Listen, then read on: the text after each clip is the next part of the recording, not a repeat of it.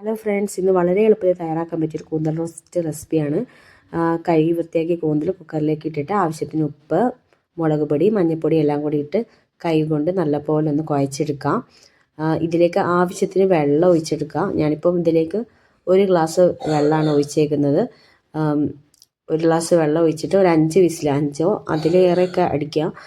ഒരു 10 അടിച്ചു എന്നോർത്ത് കുഴപ്പമൊന്നുമില്ല. കൂന്തലായതുകൊണ്ട് അധികം വെന്ത് പോവുകയില്ല. എത്ര അടിച്ചാലും നല്ലതാണ്. കുട്ടികൾക്ക് കൊടുക്കുമ്പോൾ നമ്മൾ നല്ലപോലെ അടിച്ചെടുക്കുന്നതാണ് നല്ലത്. കുക്കറിലാകുമ്പോൾ വേഗം വെന്ത് കിട്ടിക്കോളും. അപ്പോൾ നമുക്ക് അതിലേക്ക് ആവശ്യത്തിനുള്ള ഉള്ളിയും ഇഞ്ചിയും വെളുത്തുള്ളിയും പച്ചമുളകും തക്കാളിയൊക്കെ ഒന്ന് അരിഞ്ഞെടുത്തിട്ട് വരാം. ഇപ്പോൾ ഞാൻ ഉപയോഗിക്കുന്ന കത്തി ഉണ്ടല്ലോ, ഇത് ഉള്ളി അരിയാൻ വളരെ എളുപ്പമാണ്. അതുകൊണ്ട് ഇത് ഞാൻ കുറേ യൂട്യൂബേഴ്സൊക്കെ ഇതിൻ്റെ റിവ്യൂ ചെയ്യണം കണ്ടിട്ടൊന്ന് വാങ്ങി നോക്കിയതാണ്. കുഴപ്പമില്ല, നല്ല പ്രൊഡക്റ്റാണ്. ഇതിന് 3 പീസ് വരുന്നുണ്ട്. ഇതിൽ 2 ചെറുതും 2 ചെറുതും കൂടെ ഉണ്ട് ഇതിൻ്റെ താഴെ. പക്ഷേ അതും എനിക്ക് വലിയ ഒരു ഉപകാരപ്രദമായി തോന്നിയില്ല. ഫ്രൂട്ട്സൊക്കെ ജസ്റ്റ് അരിയാം, അതേ മൂർച്ചയുള്ളതായിട്ട് തോന്നിയില്ല. ഇതാണെങ്കിൽ ഇത് മാത്രമാണ് അത്യാവശ്യം നല്ല മൂർച്ചയുള്ളത്. മെയിനായിട്ട് നമുക്ക് കട്ടിംഗ് ബോർഡിലൊക്കെ വെച്ച് ഇതുപോലെ ഉള്ളി അരിയാൻ നല്ല സുഖം ഉണ്ടാവും. കാരണം നമ്മൾ ഈ ബിരിയാണിയൊക്കെ അരിയണ സമയത്ത് നമുക്ക് ഏറ്റവും കൂടുതൽ ബുദ്ധിമുട്ടുണ്ടാവും ഉള്ളി അരിയാനാണ് നീളത്തിൽ. അതിന് നല്ലൊരു ഉപകാരപ്രദമാണ്. പിന്നെ ഇതിലേക്ക് ആവശ്യത്തിനുള്ള വെളുത്തുള്ളി, ഇഞ്ചിയൊക്കെ ഒന്ന് നമുക്ക്, പിന്നെ വേറൊരു ഉപയോഗം കൂടെ ഉണ്ട് കേട്ടോ. നമ്മളിപ്പം ഇരുമ്പിൻ്റെ കത്തിയാകുമ്പോഴത്തേനും നമ്മൾ കഴുകി വെച്ച് പോയിട്ടുണ്ടെങ്കിൽ പിറ്റേ ദിവസം ആകുമ്പോഴത്തേനും വരുമ്പോൾ തുരുമ്പടിച്ചിരിപ്പുണ്ടാവും. ഇപ്പം അങ്ങനത്തെ ബുദ്ധിമുട്ടുകളൊന്നും ഇതുകൊണ്ടില്ല. അപ്പോൾ അതൊക്കെ വെച്ച് നോക്കുമ്പോൾ ഇത് നല്ലൊരു ഉപയോഗമുള്ള സാധനം തന്നെയാണ്. പിന്നെയും ഇപ്പോൾ ആവശ്യത്തിന് വെളുത്തുള്ളിയും ഇഞ്ചിയൊക്കെ നമുക്കൊന്ന് കുത്തിയെടുക്കണം, ഒന്ന് ചതച്ചെടുക്കണം. ഞാൻ എളുപ്പപ്പണിയാണ് ചെയ്യുന്നത്. ഇഞ്ചിയും വെളുത്തുള്ളിയൊക്കെ കട്ടിങ് ബോർഡ് വെച്ച് തന്നെ ഒന്ന് കുത്തിയെടുക്കുകയാണ്. ഇതൊക്കെ എളുപ്പ പണിയാണ്, വേഗം ആയിക്കോളും.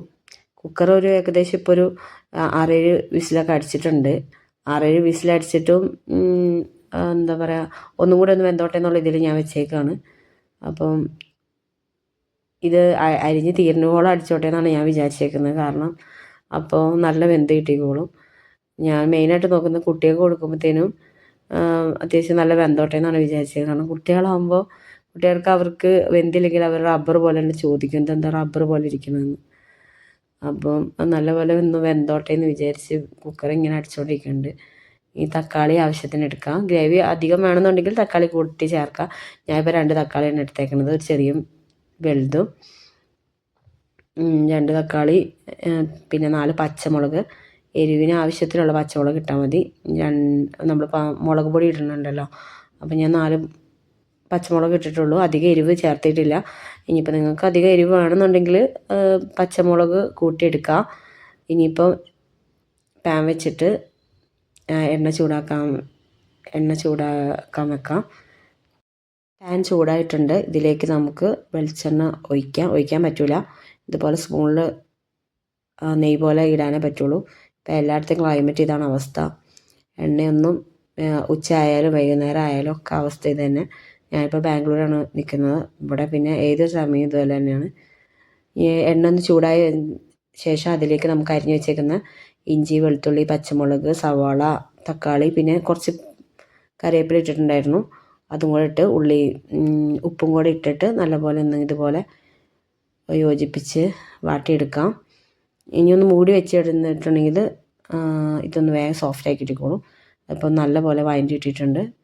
ഇതിലേക്ക് ഇനി നമുക്ക് ആവശ്യത്തിനുള്ള മസാല ചേർത്ത് കൊടുക്കാം. മുളക് പൊടി, മഞ്ഞൾപ്പൊടി ചേർത്ത് കൊടുക്കാം. മല്ലിപ്പൊടി ഉപയോഗിക്കാം, പക്ഷെ ഞാൻ ഉപയോഗിക്കുന്നില്ല. മല്ലിപ്പൊടീൻ്റെ ടേസ്റ്റ് വേറെയാണ്, ചിലർക്ക് ഇഷ്ടമാവും. ഞാൻ ഉപയോഗിച്ചാലും കുഴപ്പമൊന്നുമില്ല. ഞാനിപ്പോൾ ഇതിൽ 2 മസാല മാത്രമേ ഉപയോഗിച്ചിട്ടുള്ളൂ. ഇനി നല്ലപോലെ ഒന്ന് യോജിപ്പിച്ച് കൊടുത്ത ശേഷം ഇപ്പം നല്ലപോലെ മസാലയൊക്കെ യോജിച്ച് വന്നിട്ടുണ്ട്. ഇതിലേക്ക് ആ വെള്ളത്തോട് കൂടി തന്നെ, കണ്ടോ, കൂന്തൽ അത്യാവശ്യം നല്ല വെന്തിട്ടുണ്ട്. വെള്ളത്തോട് കൂടി തന്നെ യോജിപ്പിച്ച് കൊടുക്കുന്നുണ്ട്. അതിൽ കുറച്ച് വെള്ളം ഉണ്ടാവും. ആ വെള്ളം ഒന്ന് വറ്റി വരണം, എന്നാലേ ഉള്ളൂ, കുറുകി വന്നാലേ ഉള്ളൂ ഒരു ഗ്രേവി നല്ല കട്ടിയിലുണ്ടാവുള്ളൂ. നമുക്കൊന്ന് തീ ഒന്ന് കൂട്ടി വെച്ചിട്ട് നല്ലപോലെ ഒന്ന് തിളയ്ക്കട്ടെ. തിളച്ചെടുത്ത ശേഷം വെള്ളമൊക്കെ നല്ലപോലെ തിളച്ച് വറ്റുന്നുണ്ട്. ഇതാകുമ്പോൾ ഗ്രേവി നമ്മളെ ചോറിനും ചപ്പാത്തിക്കൊക്കെ കഴിക്കാൻ അത്യാവശ്യം നല്ല ടേസ്റ്റ് ഉണ്ടാവും. വളരെ എളുപ്പത്തിൽ തയ്യാറാക്കാൻ പറ്റിയ ഒരു റോസ്റ്റാണ്.